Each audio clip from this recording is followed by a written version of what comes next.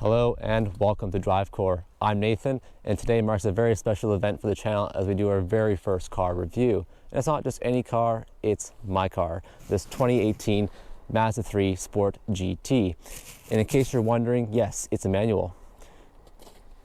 Now, I bought this car brand new from the dealership in 2018, and ever since then it's been pretty good to own. But I figured today I'd do an in-depth review showing all the pros, cons, and what makes this a true Mazda. So stay tuned.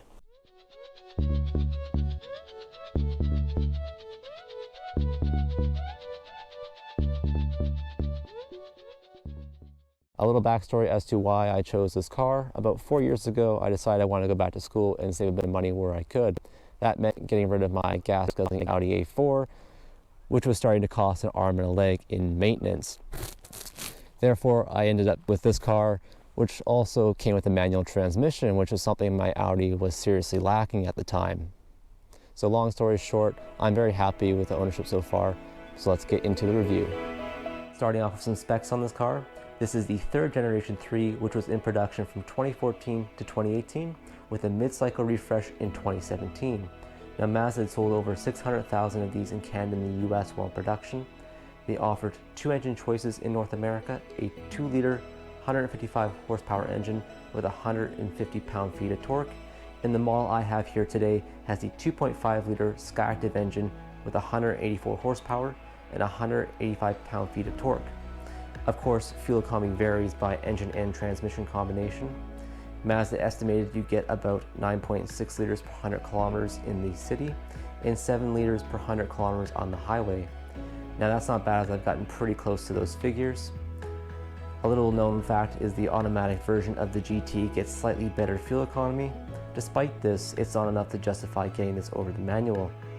With that being said, let's look at the interior. So this is the interior of the Mazda 3, and a couple things you'll notice right away is the new center console that they've added for 2017. It's been revamped slightly, if you would put it.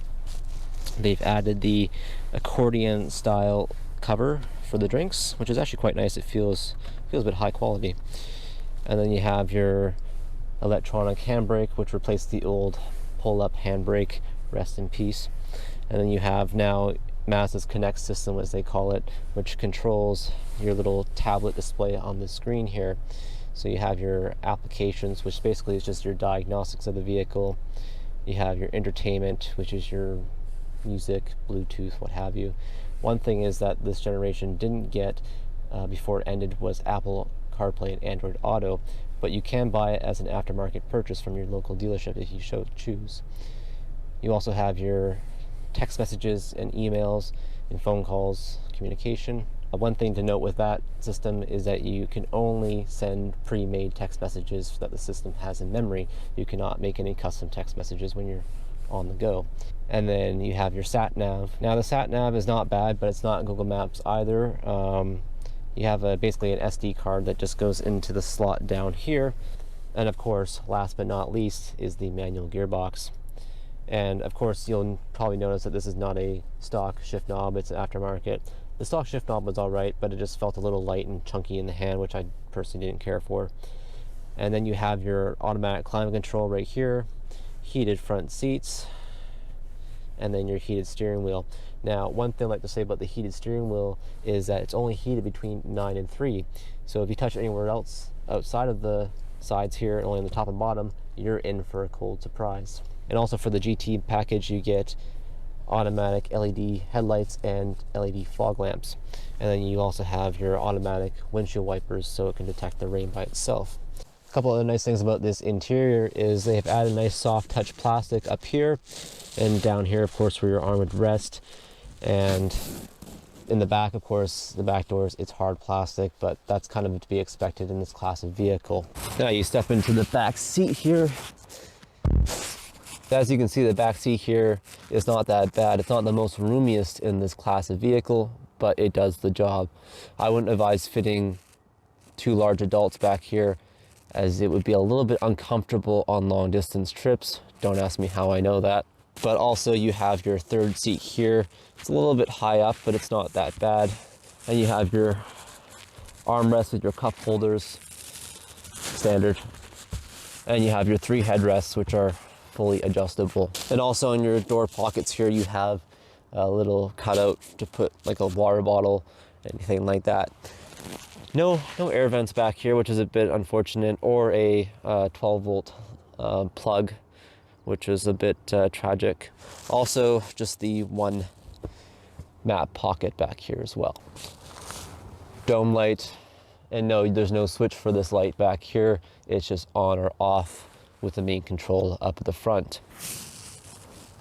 Hard touch plastic here. You have that black piano finish back here as well on the doors. But overall, it's not bad.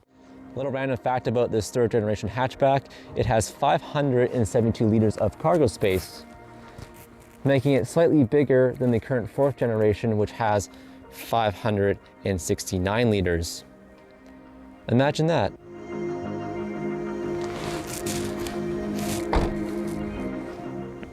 All right, let's go for a little test drive and see what it's all about.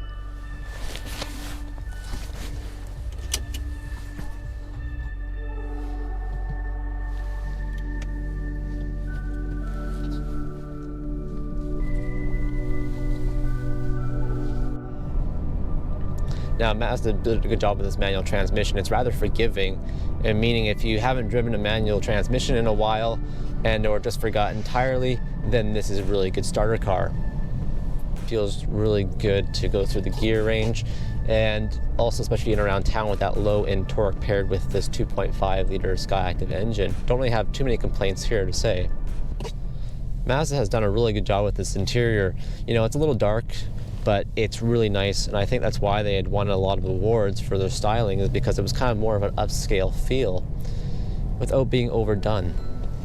You know, you really felt like you were in a luxury vehicle almost, entry level that is, and that's kind of what Mazda was wanting to accomplish, was trying to make it feel a little bit more premium than just an econo box that you would commute to your everyday job.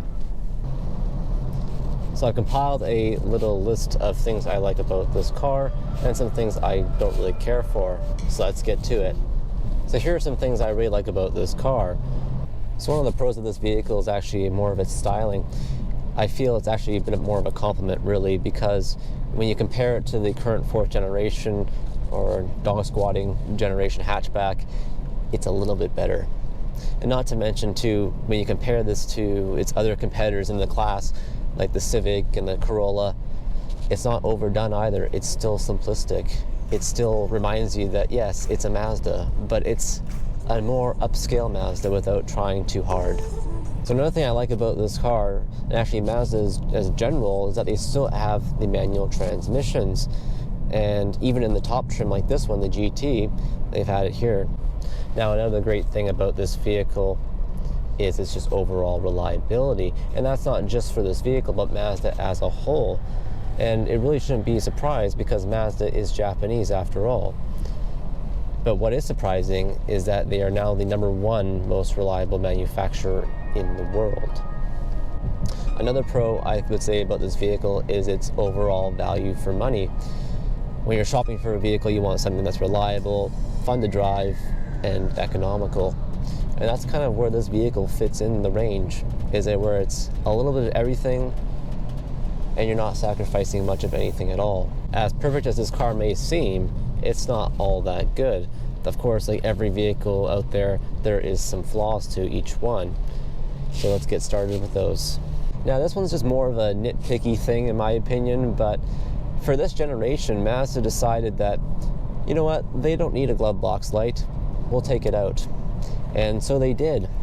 Now I know what you're thinking, that may be a little chintzy, and you're right, because I was a bit disappointed. I thought, well, the 2nd generation, and I believe the 1st generation even had glove box lights, but this one doesn't. I'm like, honestly, how much did they save? Really? Another thing plaguing this generation of Mazda 3 is its road noise. Now Mazda stated for the 2017 refresh that they added more satin denim material, but yet I still feel like I'm driving around with the windows slightly cracked at all times. And of course it actually drove me crazy to a point of where I actually added more sound deadening material in the trunk just to kind of help a bit more. Still not perfect, but it helps. So another thing I don't really care for in this vehicle is one of its safety features, and that's what Mazda calls smart city brake support, meaning at low speeds, if you get too close to the car ahead of you, it will apply the brakes in order to keep you safe. However, what happened was, about the first week of owning this vehicle, I was crawling in traffic along the highway and keeping about 2 car lengths because, you know, manual. And the car, for some reason, thought I was too close to the car in front of me. And the problem with that is, it slammed the brakes. So almost after soiling myself in my office attire, I decided I'm going to change that setting right away, because I don't want that to ever happen again. I wasn't very happy that day. Now, even though this car has been out of production for almost 3 years now, it still remains popular with a lot of critics. And I think it's because it ticks off all the right boxes. You have your fun to drive, economical, and overall reliability. And this is at a time where Mazda was very content with just being themselves without having the added pressure from the upscale market.